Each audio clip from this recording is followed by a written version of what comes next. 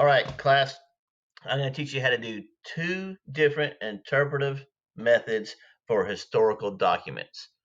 Both of them have the same intent in mind to help you become analytic or evaluative on with historical documents. So we're going to find out which one works better. Sorry, I have to wear the hat, scratch my head.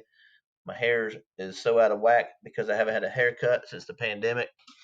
Um, but anyway, we're going to spike my hair. Sorry, forget I said that. We're going to learn two different acronyms, HIPPO and PEST. We'll see which one we like better. Let's go over HIPPO first of all. The HIPPO has you look at the historical context first. You answer some of these basic questions, not all of them, just some of them. So basically, what was going on in the world to help you understand this historical document. Am I right?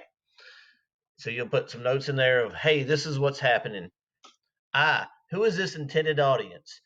And think about with the intended audience, you know, how does that make the piece reliable or unreliable?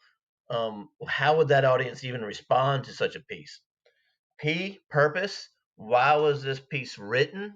What was it the author trying to accomplish? Think about whether or not he or she had ulterior motives. To put this in perspective, think of President Trump when he puts a Twitter out. Some of us may think, well, that was just the most ridiculous comment he ever made. But think about, you don't think he had ulterior motives? Of course he did. He's not dumb. He's the president. He obviously had to have intelligence to get there. He was trying to get reactions in a certain way, and he knew how certain people would react. It was the reaction he was going for. So, no, what was the purpose?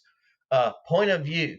What was the main idea of this historical document? What point was the author trying to make?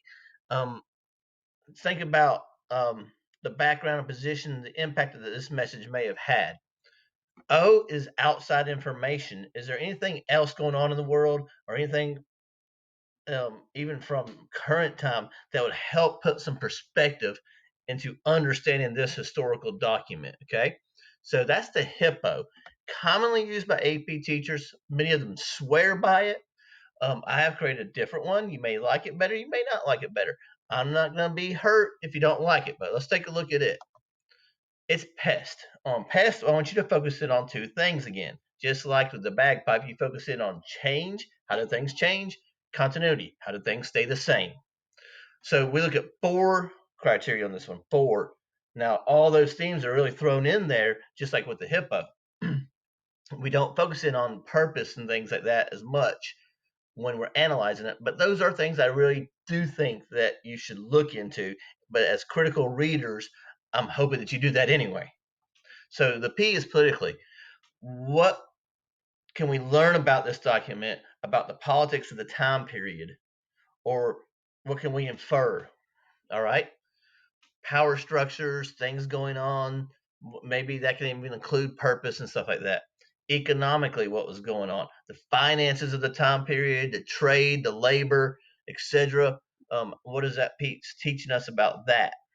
S, socially. Um, Social institutions such as churches, groups, minority groups.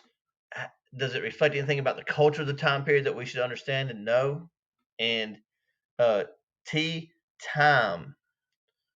What can we learn about the time period that it was written in?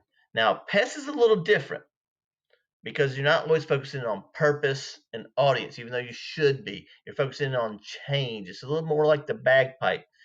And you may not always have the S in a document or the E in a document, but that's okay. All right, that's okay. You just would put more information into the one thing that it does describe. So you should always keep in mind purpose. You should always keep in mind audience, but you do that when you read anyway. Changing continuity, though, is one thing that you really got to think about. And how does it teach us a little bit about history?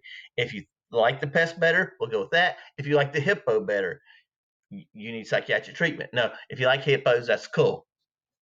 Good bite radius on a hippo. Hippo meat tastes good too, by the way. Um, but anyway, I really didn't just say that.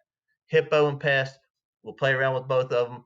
We'll see where we go from there. We might even give you the option of choosing. That's a novel idea, student choice.